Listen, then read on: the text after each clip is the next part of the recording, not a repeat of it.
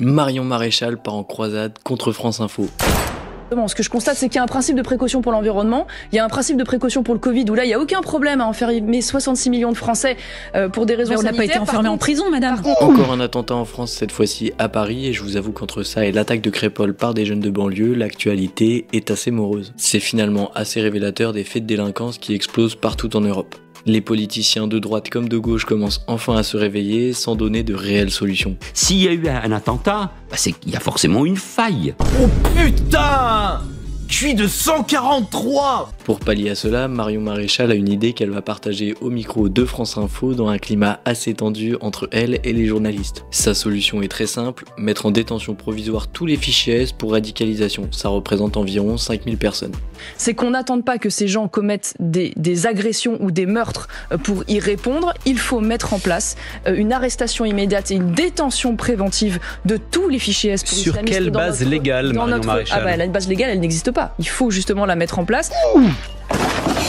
Vous voulez enfermer des gens qui n'ont commis aucune infraction? Putain, ça y est, j'en ai marre.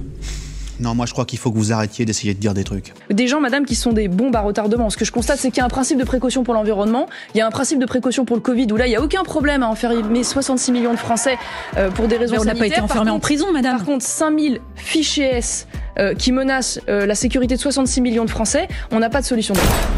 J'apprécie à moitié, franchement, ce qui vient de se passer là. Franchement, voilà. Marion Maréchal a également fait une énorme polémique sur les réseaux sociaux en refusant de condamner les manifestations de l'ultra-droite ayant eu lieu dans de nombreuses villes dont Paris ou Nantes.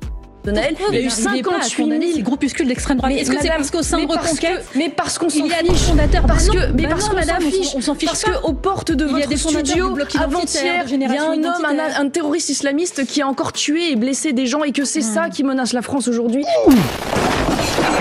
Combien d'agressions gratuites à la sortie d'une boîte de nuit ou pour une cigarette venant de l'ultra-droite? Zéro. Explosion!